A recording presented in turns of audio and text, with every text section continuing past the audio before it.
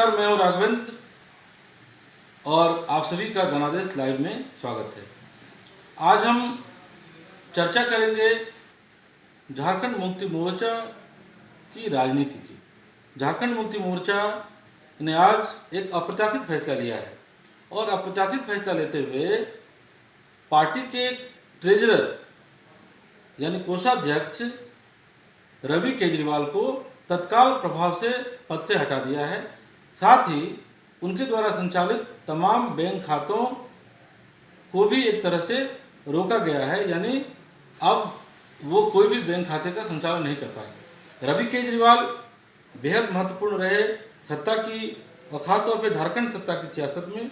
झारखंड मुक्ति मोर्चा के अंदर पिछली बार जब हेमंत सोरेन मुख्यमंत्री बने थे तो रवि केजरीवाल की तूती बोलती थी। सत्ता और अधिकारियों का जमघट उनके घर पे लगता था, बहुत सारी चीज़ें वो तय करते थे। लेकिन इस बार जब हेमंत बने हैं तो आहिस्ता आहिस्ता जो पुरानी टीम में उनके कोर ग्रुप में थे वो तमाम लोग हाशिए पर जा रहे हैं और नए नए चेहरे सामने आ रहे हैं। इस बार बहुत सारा बदलाव हुआ है। खास तौर पे दो फैसलों ने सबका ध्यान खींचा है। एक तो रवि केजरीवाल को अचानक से इस तरह से हटाना, जिसे लेकर कई सवाल खड़े हो रहे हैं कि अचानक ऐसा क्या हुआ कि रवि केजरीवाल जो कल तक इतने नज़दीक माने जाते थे मुख्यमंत्री के और झारखंड मुक्ति मोर्चा के जो सत्ता शीर्ष के लोग थे उनके इतने करीब थे, वो उन्हें अचानक से इस तरह से हटाया गया। आज जो महासचिव, केंद्रीय महासचिव हैं विनोद पांडे, उनके दस्तखत से पत्र जारी हुआ है जिसमें तत्काल प्रभाव से उन्हें हटाया गया है। और साथ ही इस तरह का पत्र पहली बार जारी हुआ जिसमें ये लिखा गया है कि कोषाध्यक्ष के रूप में जिन खातों का वो संचालन करते थे वो तत्काल रूप से रोक दिया गया, वो नहीं करेंगे। अब इंटरनल क्या कहानी है वो तो आहिस्ता आहिस्ता सामने आएगी, लेकिन जो झारखंड मुक्ति मोर्चा से जुड़े हुए लोग हैं वो यह कह रहे हैं कि हाल के दिनों में जिन कुछ नए लोगों का पावर सेंटर में प्रवेश हुआ है उसके बाद जो पुराने लोग थे वो एक एक कर हाशिए पर जा रहे हैं। और रवि केजरीवाल जब से ये सरकार सत्ता में आई तब से ही रवि केजरीवाल एक तरह से उतने सक्रिय नहीं थे और वो एक तरह से हाशिए पर धकेले जा चुके थे और कई जगह उन्होंने इस बात का रोना भी रोया था कि उनकी कोई सुन नहीं रहा है। ऐसे में अचानक कुछ ऐसा हुआ जिसे लेकर ये यहाँ तक नौबत आई। हाशिए पर तो मुख्यमंत्री के ओएसडी गोपाल जी तिवारी भी हैं। गोपाल जी तिवारी कहने को तो मुख्यमंत्री के ओएसडी हैं और जब वो पूरे फॉर्म में थे तो अधिकारियों का जमघट गोपाल जी तिवारी के घर पे भी लगता था। लेकिन पिछले 1-1.5 महीने से गोपाल जी तिवारी भी हाशिए पर हैं और अधिकारियों का जमघट लगना भी उनके यहाँ कम हो गया। इस बीच कई चैनलों ने गोपाल जी तिवारी पर भी कई खबरें चलाई हैं और गोपाल जी तिवारी की जो बेनामी संपत्तियां हैं, कई जो आय से अधिक संपत्ति का उन पर आरोप लग रहा है, कई और भी मामले में कटौतिया माइंस और तमाम स्तर के मामले में उनका नाम घसीटा जा रहा है। तो गोपाल जी तिवारी भी सत्ता के बड़े खिलाड़ी रहे हैं। गोपाल जी तिवारी का हाशिए पर जाना, इसके बाद अचानक से रवि केजरीवाल को पद से हटा दिया जाना।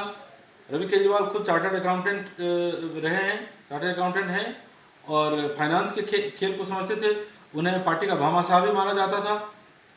लेकिन जिस तरह से ये जेएमएम के अंदर इस तरह की चीज़ें हो रही हैं कि कई सारे चेहरे हाशिए पर जा रहे हैं, हालांकि जो चेहरे हाशिए पर जा रहे हैं वो कोई जनता के बीच के चुने हुए चेहरे नहीं हैं, वो ये चेहरे भी सत्ता के जरिए ही यहाँ तक आए, अचानक से प्रकट हुए।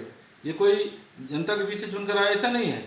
लेकिन अचानक ऐसा क्या हुआ है इसे समझने और जानने की जरूरत है। इस बीच भाजपा ने बड़ी चुटकी ली है। भाजपा ने कहा है कि क्या खेल है, ये सामने आना चाहिए, ये कोई धन का मामला है, धन के बंटवारे का मामला है, वगैरह वगैरह। खैर, भाजपा तो विपक्ष में है और विपक्ष का काम ही है कि जितनी वो संकट, राजनीतिक संकट जितना भी खड़ा कर पाए।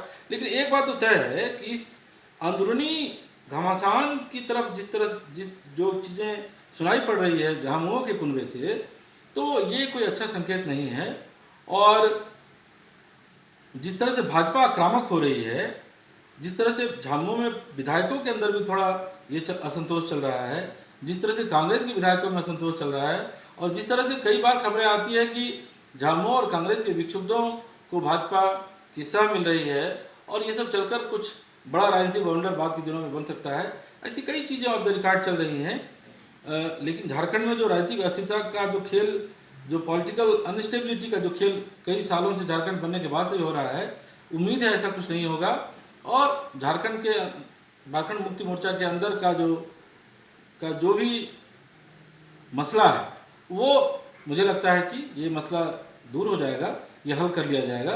हेमंत सोरेन बहुत ही सुलझे हुए राजनेता के तौर पे हाल के दिनों में सामने आए हैं। हर तबके को लेकर साथ चलने में उनका यकीन दिख रहा है।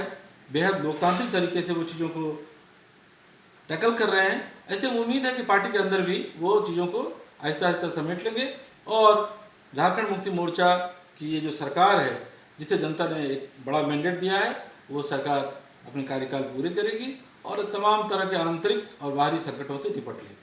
आज बस इतना ही। कल फिर झारखंड के नए मसले को लेकर आपके बीच होंगे। तब तक के लिए नमस्कार।